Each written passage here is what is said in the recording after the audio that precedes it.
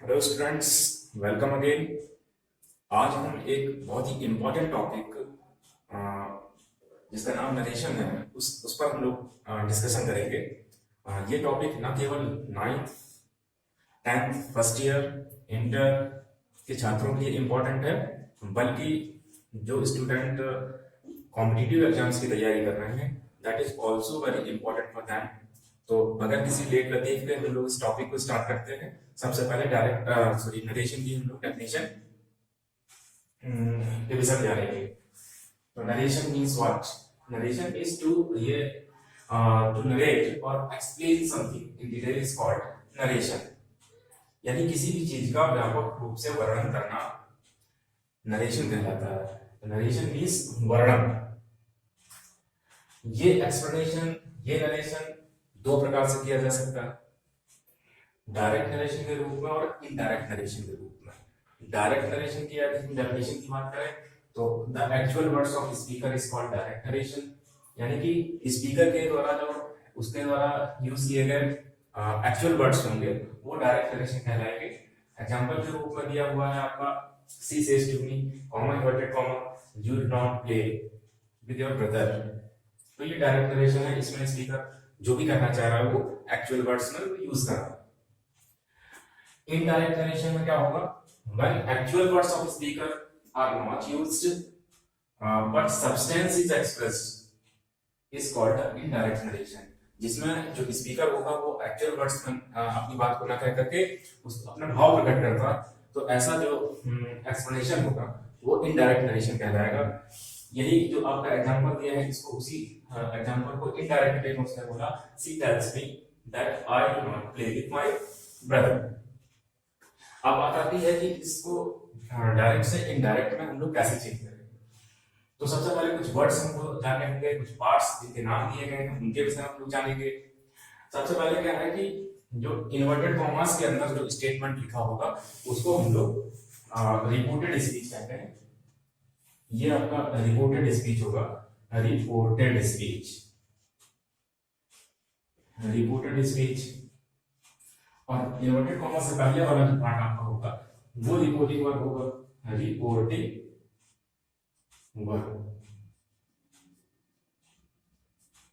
या फिर reporting speech. तो इनडायरेक्ट बनाने से पहले हमको ये देखना होगा कि रिपोर्टेड स्पीच में जो सेंटेंस लिखा हुआ है वो किस कैटेगरी का है, मींस किस टाइप का है। तो आपको पता है कि सेंटेंस हमारे 5 टाइप्स के होते हैं, assertive sentence, interrogative sentence, imperative sentence, exclamatory sentence and objective sentence. तो इनमें से कौन सा सेंटेंस आपका रिपोर्टेड स्पीच में दिया है इसको देखना है। तो मैंने इसमें देखा कि इसमें आपका एग्जांपल के तौर पर सब्जेक्ट दिया हुआ है, मेन वर्ब दिए है, अदर ऑब्जेक्ट दिया है और फुल स्टॉप दिया है। इसका मतलब है कि ये असर्टिव सेंटेंस के स्ट्रक्चर को फॉलो कर रहा है। तो असर्टिव सेंटेंस का जो स्ट्रक्चर है वो ये कहता है कि रिपोर्टिंग वर्ब जहां पर भी आपका वहां से लिखा होगा, सेज लिखा होगा, सैड लिखा होगा और उसके बाद यदि कोई ऑब्जेक्ट दिया होगा तो हम से को टेल में और सेज को टेल्स में और सैड को टूल्ड में चेंज कर देते हैं। यदि ऑब्जेक्ट नहीं दिया होगा तो से का से ही लिखा रहेगा, सैड का सेज का सेज और सैड का सैड ही लिखा रहता है। कॉमा इन्वर्टेड कॉमा को रिमूव करेंगे, उसकी जगह पर कनेक्शन दैट पे यूज करेंगे। अब आते हैं रिपोर्टेड स्पीच में जो चेंजेस होने हैं वो क्या होते हैं।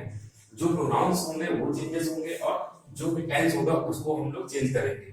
तो सबसे पहले हम लोग प्रोनाउंस की अगर बात कर ले तो हमको बताया कि इसमें जो पर्सन्स होते हैं वो इंग्लिश में पर्सन 3 होते हैं, फर्स्ट पर्सन, सेकंड पर्सन और थर्ड पर्सन। अगर हम पर्सन की बात करें तो यहाँ पर इसने बताया कि फर्स्ट पर्सन रिपोर्टिंग स्पीच, यानी रिपोर्टिंग स्पीच के सब्जेक्ट के अकॉर्डिंग चेंज होगा और सेकंड पर्सन का जो प्रोनाउन होगा वो ऑब्जेक्ट के अकॉर्डिंग चेंज होगा, ऑब्जेक्ट के अकॉर्डिंग, और थर्ड पर्सन का जो प्रोनाउन होगा वो नो चेंज होगा।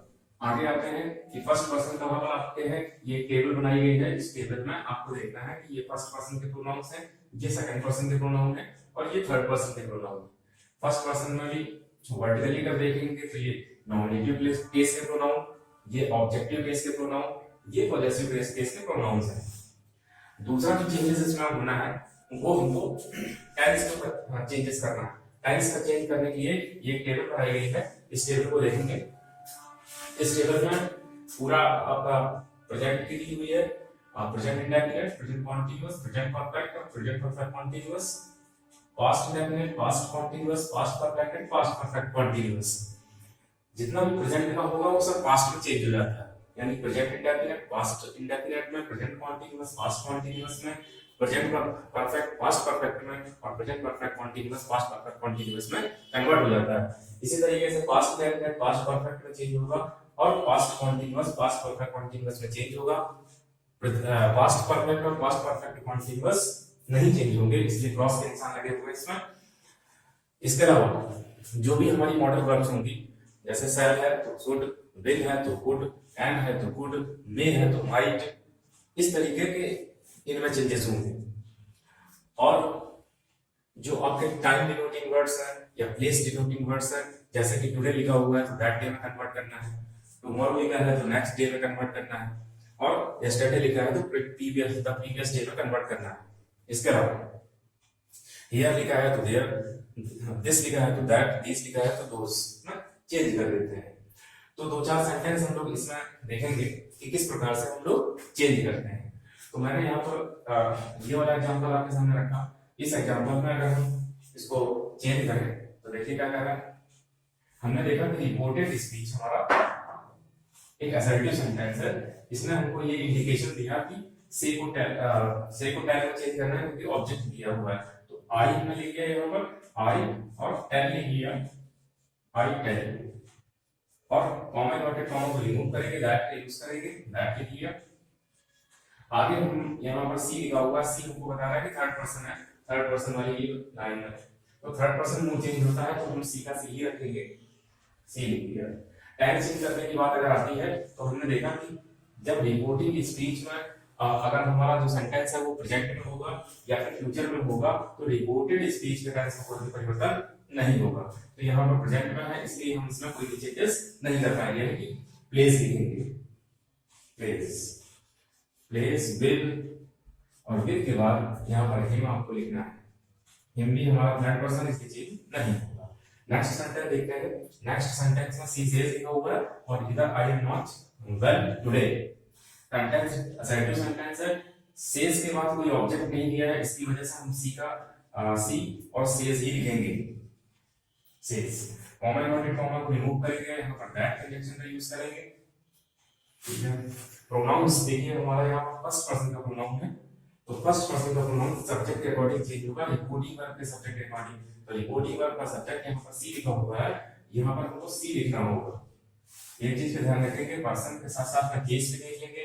ये हमारा नॉमिनेटिव केस है तो सी का नॉमिनेटिव केस को मालूम है कि सी ही होता है, इसलिए सी लिखा गया।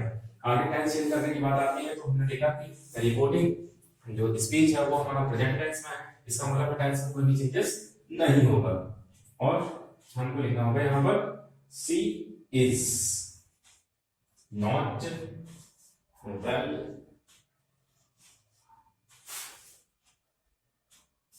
टुडे, ठीक है। आगे देखते हैं, आगे लिखा हुआ है हर सैड, थर्ड एग्जांपल आपके सामने रखा हुआ है, हर सैड, सैड के बाद कोई भी ऑब्जेक्ट ना होने की वजह से हर सैड ही लिखना होगा, हर सैड।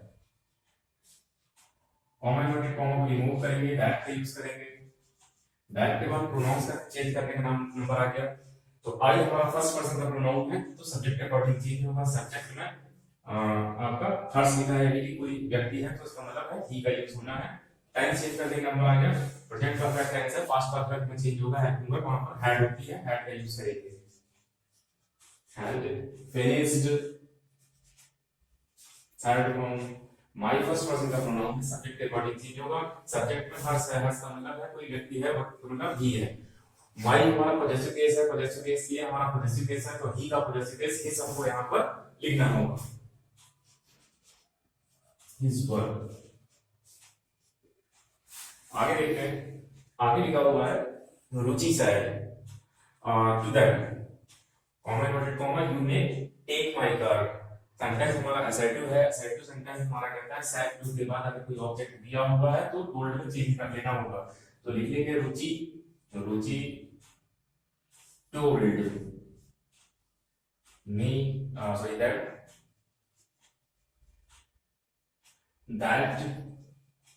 के बाद प्रोनाउंस का नंबर आ रहा है, तो यू हमारा सेकंड पर्सन का प्रोनाउन है, ऑब्जेक्ट अकॉर्डिंग चेंज होगा।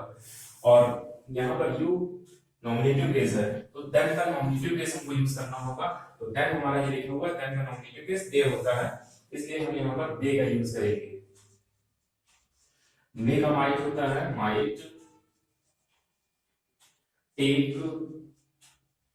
टेक के बाद माइट आ रहा है, माइट फर्स्ट पर्सन का प्रोनाउन है, और फर्स्ट पर्सन का प्रोनाउन सब्जेक्ट के अकॉर्डिंग चेंज होता है। सब्जेक्ट में रुचि लिखा हुआ है, तो माई पॉजेसिव केस है, तो यहाँ पर रुचि का मतलब है सी, और सी का पॉजेसिव केस हमको पता है कि सी लिखा हुआ है, सी का पॉजेसिव केस हर होता है, यहाँ पर हर लिखेंगे,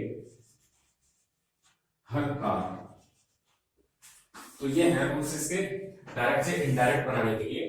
डायरेक्ट से इनडायरेक्ट बनाना बहुत आसान है, बस एक बार हमको इंपोर्टेड स्पीच में जो लिखा हुआ सेंटेंस है उसको पहचानना है, वो हमको ध्यान रखना है, उसी के अकॉर्डिंग हमको चेंज करना है कि कहाँ पर हमको टोल्ड लिखना है, कहाँ पर हमको दूसरे जो चेंजेस हैं वो करने हैं। आई होप आप लोगों को समझ में आया होगा। यदि फिर भी कोई किसी भी प्रकार की कोई समस्या है तो आप कमेंट बॉक्स में अपने सेंटेंस को या फिर जो भी सजेशन हो तो दे सकते हो। Thank you.